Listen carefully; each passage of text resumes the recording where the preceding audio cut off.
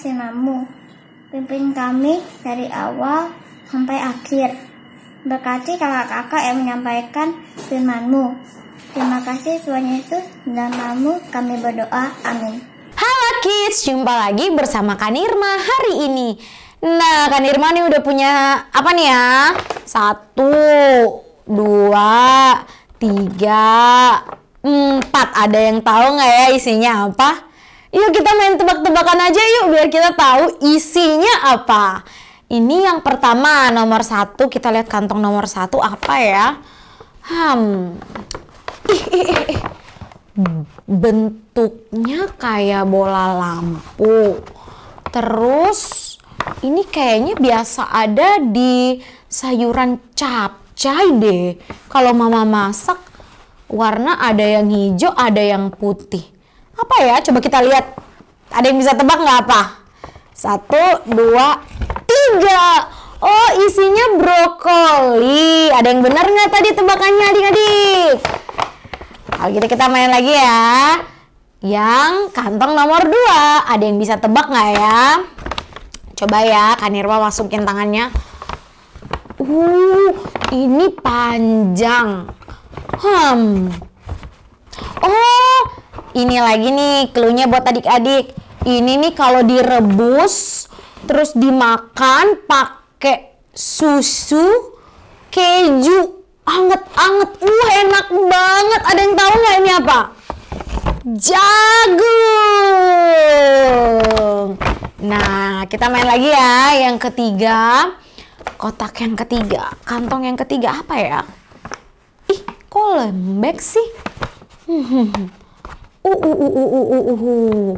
Ini ada kayaknya kalau dimasak enak deh. Kan ini makanan kesukaannya Upin Ipin. Ada yang tahu nggak ya apa? Ayam. Nah, siapa nih yang sudah benar 3? Kita lihat kantong yang terakhir. Ada yang benar lagi nggak ya? Apa nih? Tunggu.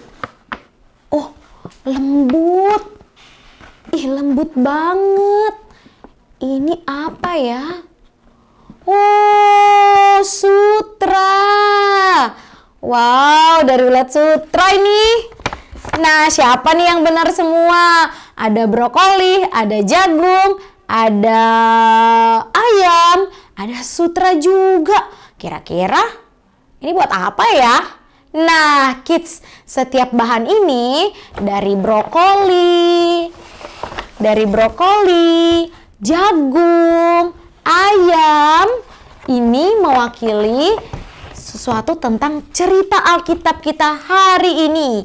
Kita akan mendengarkan bagaimana 2 orang saudara, Kain dan Habel, yang memberikan persembahan kepada Allah. Nah, kids, Habel memberikan persembahan kepada Allah dari ternaknya. Nih contohnya seperti daging-dagingan. Nah, dari hasil ternaknya. Sedangkan Kain memberikan persembahan dari hasil panen yang dia tanam. Ada jagung, ada brokoli, dan lain sebagainya. Seperti contoh tadi yang Kak Nirma tunjukin. Nah, mari kita bersiap untuk mendengarkan mengapa Allah menerima persembahan Habel, tetapi tidak menerima persembahan Kain. Setelah Adam dan Hawa meninggalkan Taman Eden, mereka memiliki seorang anak laki-laki bernama Kain dan seorang anak laki-laki bernama Habel. Habel menjadi pengembala, sedangkan Kain menjadi petani dengan menanam pakan. Karena dosa masuk ke dunia melalui Adam dan Hawa, Kain dan Habel juga menjadi pendosa. Suatu hari, Kain mempersembahkan kepada Allah sebagian hari hasil panennya yang ia tanam. Habel mempersembahkan kepada Allah sebagian dari anak domba pertama dari kawanan dombanya. Allah menerima persembahan Habel, tetapi ia tidak menerima persembahan Kain. Kain menjadi marah. Allah berkata kepada Kain, "Mengapa engkau begitu marah? Jika engkau melakukan yang benar, persembahanmu akan diterima." Kemudian Allah memperingatkan Kain, "Jika engkau tidak melakukan yang benar, dosa mengintai di pintu. Dosa menginginkan engkau, tetapi engkau harus menguasainya." Kain berkata kepada saudaranya, "Mari kita pergi ke ladang." Dan ketika mereka berada di ladang, Kain menyerang saudaranya Habel dan membunuhnya. Allah berkata kepada Kain, "Di mana Habel?" "Aku tidak tahu," Kain berbohong. "Apakah tugasku mengawasinya?" Tetapi Allah tahu apa yang telah dilakukan Kain. Karena Allah adalah kudus, Allah harus menghukum Kain atas dosanya. "Sekarang engkau terkutuk," Allah berkata kepada Kain. "Engkau akan bekerja di tanah, tetapi tidak ada yang ketumbuh bagimu. Sebaliknya, engkau akan mengembara di bumi, tidak pernah menemukan istirahat." Kain tidak dapat tinggal bersama keluarganya. Ia tidak dapat lagi hidup di hadapan Allah. Meskipun Allah menghukum Kain, Allah tetap penuh belas kasihan. Ia menandai Kain dengan tanda peringatan agar orang-orang tidak membunuhnya. Lalu Kain meninggalkan tanah itu dan ia pergi tinggal di Nod, di sebuah tanah di sebelah timur Eden. Ia memiliki istri dan keluarga, tetapi mereka tidak mengikuti Allah. Allah memberi Adam dan Hawa seorang anak laki-laki lain, yaitu Set. Keluarga Adam dan Hawa pun bertambah. Set bertumbuh dewasa dan memiliki keluarga sendiri.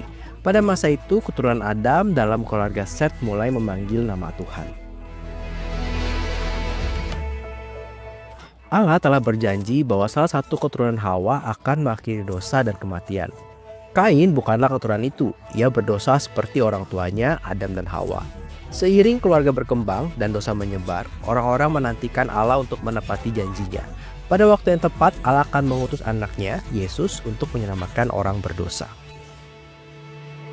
Kids, cerita firman Tuhan tadi diambil dari kitab Kejadian 4. Dosa itu seperti penyakit yang mengerikan, yang menular ke hati setiap orang. Dalam cerita kita hari ini, kita belajar bagaimana dosa telah menular ke hati Kain. Kain mengelola tanah sebagai seorang petani, sementara saudaranya Habel adalah seorang gembala. Suatu hari tiba waktunya untuk mempersembahkan persembahan dari pekerjaan mereka. Kids, ingat persembahan siapa yang diterima Allah? Iya, benar sekali. Allah menerima persembahan Habel dan menolak persembahan Kain. Alkitab memberitahu kita bahwa Allah menerima persembahan Habel karena ia memberikannya dengan iman. Apa artinya? Artinya Habel percaya kepada Allah dan janji-janjinya. Lalu apa yang terjadi?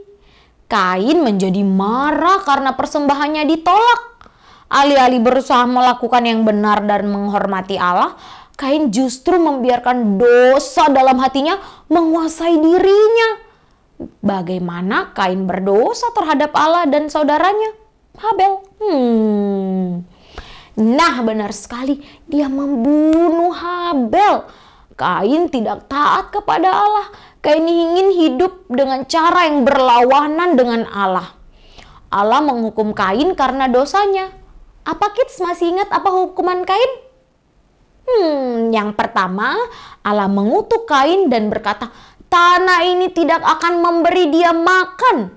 Kemudian Allah berkata kepada Kain bahwa dia akan mengembara di bumi, meninggalkan keluarganya dan tempat tinggalnya. Ia diusir dari hadapan Allah dan tinggal di tanah Nod. Kids, dari kisah ini kita belajar dosa memisahkan kita dari Allah. Seperti Kain, dosa harus mendapatkan hukuman. Namun demikian, Allah tetap menunjukkan belas kasihan. Dia melindungi Kain dengan tanda sehingga siapapun yang menemukannya tidak akan membunuhnya. Kids, Allah telah berjanji suatu hari salah satu keturunan Hawa akan mengakhiri dosa dan kematian. Kain bukanlah keturunan itu. Dia berdosa seperti orang tuanya, Adam dan Hawa. Seiring berjalannya waktu, keluarga berkembang dan dosa menyebar. Orang-orang menantikan Allah untuk menepati janji-janjinya. Pada waktu yang tepat, Allah akan mengutus anaknya Yesus untuk menyelamatkan orang berdosa. Nah, kids, Kain berdosa dan menolak cara Allah. Tetapi ada orang lain menyembah Allah. Nah, Habel menyembah Allah dengan iman ketika ia mempersembahkan persembahannya yang diterima. Adam dan Hawa punya anak lagi dan diberi nama Set. Set ini menyembah Allah dan memanggil nama Allah. Beberapa orang masih percaya kepada Allah dan berharap bahwa Dia akan mengutus seorang untuk menyelamatkan mereka dari dosa. Pada waktu yang tepat, Allah mengutus anaknya Yesus untuk hidup dengan sempurna dan mati di kayu salib demi dosa-dosa kita. Kita percaya pada Yesus. Kita diselamatkan dari dosa-dosa kita. Yesus mengampuni kita dan mengubah hati kita. Yesus mengampuni kita dan mengubah hati kita sehingga kita dapat menyembah Allah dan hidup untuknya. Yuk kids, kita berdoa. Tuhan Yesus, terima kasih karena Engkau sudah menebus dosa-dosa kami. Kami mau terus menyembah kepada Engkau, kami mau terus menyembah kepada Allah kami yang hidup. Dan kami percaya bahwa Tuhan Yesus adalah kekuatan, adalah harapan di dalam kehidupan kami. Terima kasih Tuhan Yesus, hanya di dalam nama Tuhan Yesus kami berdoa. Amin. Nah, kids, kita semua akan bersama-sama mengakhiri akan ibadah kita hari ini. Kak Eri akan berdoa untuk kids semuanya. Mari bersama-sama kita berdoa. Terima kasih Tuhan, hari ini kami boleh bersama-sama beribadah kepada Tuhan, memuji nama Tuhan, mendengarkan akan firman Tuhan. Tuhan, kami mau melakukan apa yang sudah kami dengarkan. Kiranya Tuhan menolong kami supaya kami dapat melakukan firman Tuhan itu dan melaluinya kami boleh mempermuliakan nama Tuhan. Berkati kami semua Tuhan, di dalam nama Tuhan Yesus kami berdoa. Amin. Ibadah kita selesai. Selamat hari Minggu. Tuhan Yesus memberkati.